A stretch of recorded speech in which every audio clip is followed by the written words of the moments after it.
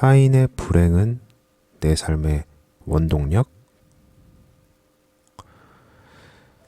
우리는 평생 나는 누구인가?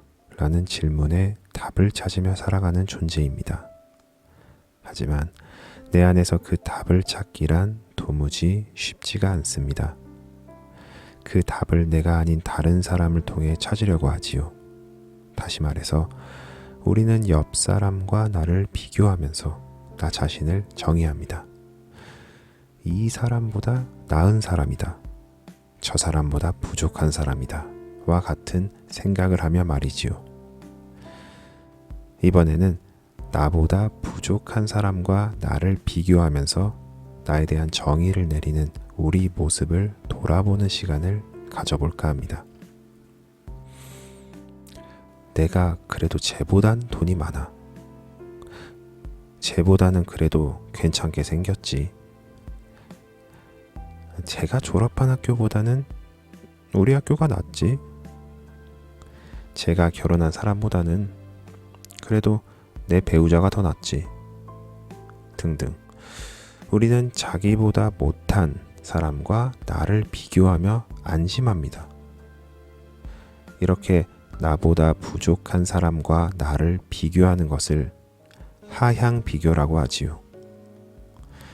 하향 비교는 자존감을 지켜주는데 큰 몫을 합니다. 스스로를 제법 괜찮은 사람으로 인정할 수 있게 되기 때문이지요. 그런데 하향 비교에 온전히 좋은 점만 있을까요? 아프리카에는 굶어 죽는 아이들도 많대. 우리는 감사하며 살아야 해. 부모님이 아이들에게 감사함을 가르치기 위해 자주 하는 말입니다. 얼핏 보면 교훈을 주는 소리지요. 하지만 저는 이런 얘기를 그렇게 좋아하지 않습니다. 감사하며 살아야 한다는 것은 맞는 말이지만 그 앞문장은 오묘한 의미를 가지고 있기 때문입니다. 저 사람들은 가난하다는 전제, 그리고 그 전제에서 도출된 우리는 감사해야 한다는 결론은 비교 대상으로 삼은 누군가를 무의식적으로 비하하는 표현이 될 수 있습니다. 김금희 작가의 장편 소설 경애의 마음에는 이런 장면이 나옵니다. 3년 전에 여자는 역 계단에서 구걸을 하고 있었다.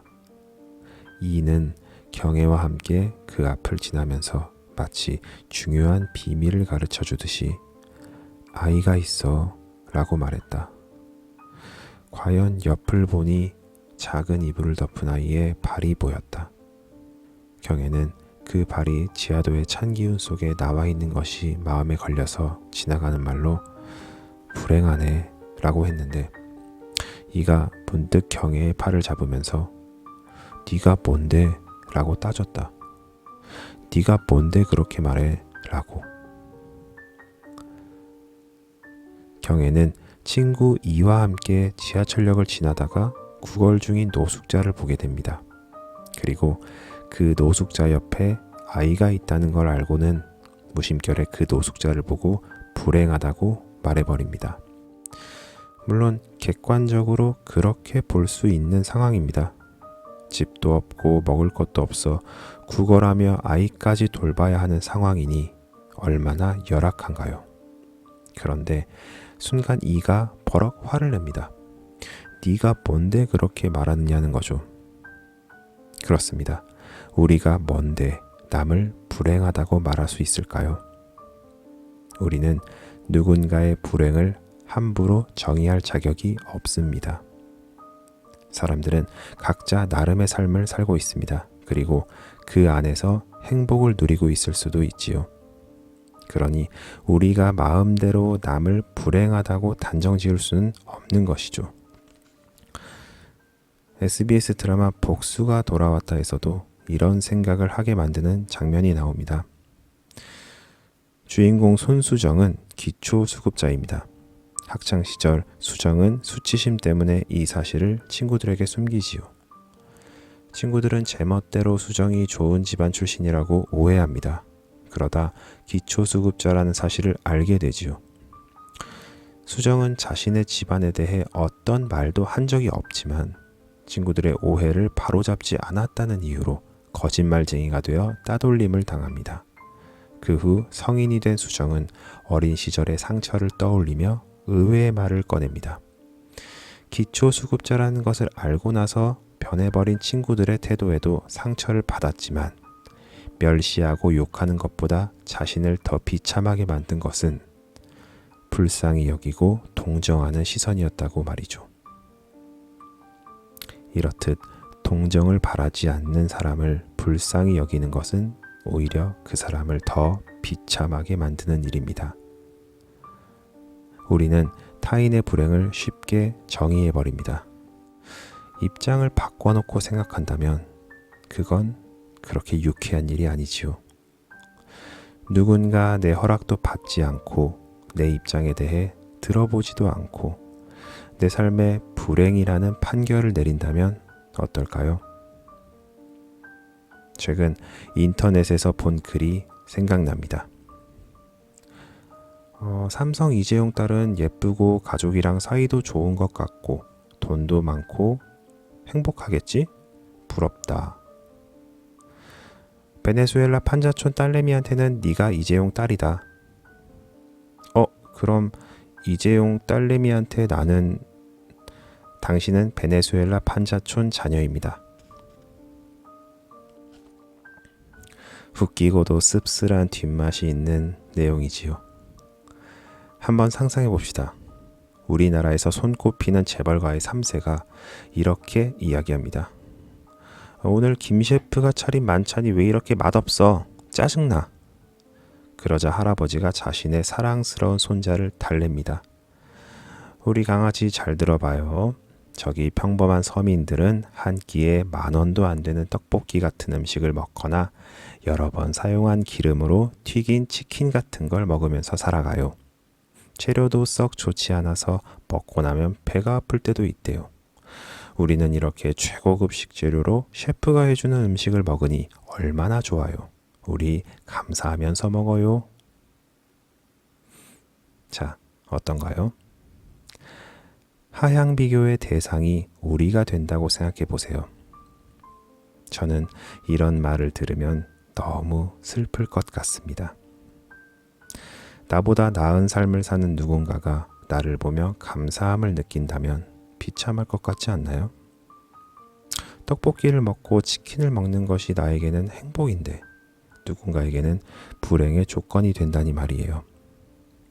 조건이란 상대적이어서 나에게 만족스러운 상황이 누군가에겐 상당히 불만족스러울 수 있습니다. 우리도 언제든 하향 비교의 대상이 될 수 있다는 것이죠. 하향 비교는 우월감을 가지게 만듭니다. 어떤 이들은 봉사활동을 통해 그런 감정을 느낍니다. 순수하게 도움을 제공하는 것이 아니라 어려운 사람을 도와줌으로써 자신이 더 나은 사람이고 더 대단한 사람이라는 사실을 대내외적으로 입증하는 것이지요. 은유 작가의 책 글쓰기의 최전선에는 이런 이야기가 나옵니다. 동정은 쾌락을 포함하고 우월함을 적게나마 맛보게 하는 감정으로서 자살의 해독제가 된다. 그것은 우리 자신을 잊게 해주고 우리의 마음을 충만하게 해주며 공포와 무감각을 쫓아버리고 말을 하게 하고 탄식하게 하며 행위를 하도록 자극한다.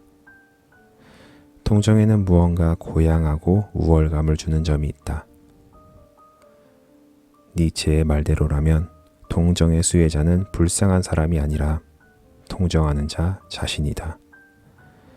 나는 사보 일을 할 때 미담 취재를 주로 다녔다. 윤리 경영이라는 트렌드에 따라 사보에는 미담 기사가 꼭 들어갔다. 봉사하는 직원이나 일반 시민들을 만날 기회가 많았다. 그때 만난 사람들은 말한다. 봉사는 마약이라고. 처음엔 의무적으로 했지만 이젠 봉사하는 낙에 산다고 마치 사랑에 빠진 사람처럼 말한다. 저마다 봉사에 임하는 자세는 다르겠지만 동정이 우월감을 준다는 사실은 부정할 수 없다. 실제로 어떤 분은 봉사를 하고 오면 그래도 나는 행복하다는 생각이 든다며 크고 작은 불평불만이 싹 없어진다고 고백하기도 했다. 이를테면 장애아 시설에 다녀오면 우리 아이는 공부는 좀 못해도 사지가 멀쩡해서 다행이라며 위안받는 식이다. 이것을 니체는 동정적인 행위에 세련된 자기 방어가 존재한다고 말한다. 불쌍한 사람을 동정할 때의 수혜자는 동정받는 사람이 아닌 동정하는 나 자신이라는 겁니다. 동정하는 마음으로 누군가를 안타까워하고 돕는 행위가 사실은 자신의 행복감을 증명하는 기회가 될 수도 있다는 거죠.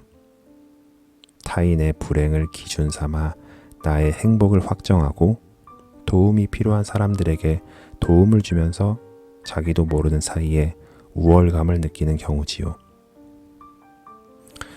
타인의 불행을 자신의 어려움을 극복하는 원동력으로 삼기도 합니다. 내가 힘들 때 나보다 더 힘든 사람을 보며 버텨낼 수 있다는 희망을 얻는 것이지요. 이렇게 볼 때 어쩌면 순수한 이타성은 존재하지 않는지도 모릅니다. 이타적인 행위로 자신의 만족감을 추구하는 것 또한 이기적인 행위일 수 있으니까요.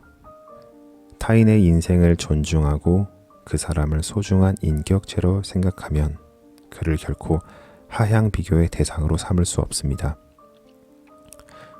예를 들어 가족 중 한 명이 몸에 장애를 가지고 태어났거나 큰 병에 걸렸다고 생각해 볼까요? 동생이 장애를 가진 형을 보며 나는 멀쩡한 몸을 가졌으니 감사해야겠다고 할 수 있을까요? 부모가 난치병에 걸린 자식을 두고 그래도 나는 아픈 곳이 없으니까 감사하다고 생각하지는 않을 것입니다.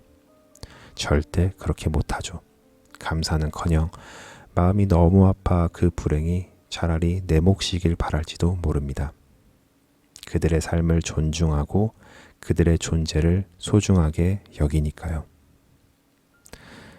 봉사와 선행으로 잘 알려진 할리우드 배우 안젤리나 졸리는 한 난민 어린이를 도우며 이렇게 말했다고 합니다. 네가 불쌍해서가 아니라 이 나라의 미래이기 때문에 도움이 필요한 거야. 그녀가 누군가를 돕는 것은 자신이 부와 명예를 가지고 있어서도 도움받는 이들이 불행하고 비참한 삶을 살고 있어서도 아니었습니다. 그들을 한 사람 한 사람 인격체로 존중하고 그들의 삶을 응원하기 때문이었지요. 한 유치원생 어린이는 이런 숙제를 받았습니다. 영양실조에 걸린 듯한 몸으로 바닥에 떨어진 빵 부스러기를 주워 먹는 아이의 사진을 보고 질문에 답하는 것이었죠. 나 자신을 그림 속의 아이와 비교해 봅시다. 난 얼마나 행복한 사람인지 이유를 들어서 설명해 봅시다. 아이는 이런 답을 썼습니다. 남의 아픔을 보고 내가 얼마나 행복한지 아는 것은 별로 좋지 않다고 생각한다. 같이 아픔을 해결해 주려고 하고 같이 잘 먹고 잘 살아야 될 것이다. 남의 아픔을 보고 나의 행복을 생각해 보자는 어른들을 부끄럽게 하는 대답입니다. 여러분의 생각은 어떤가요?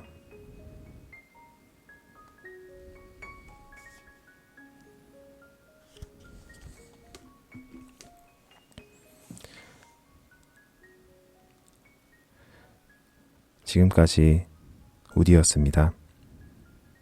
감사합니다.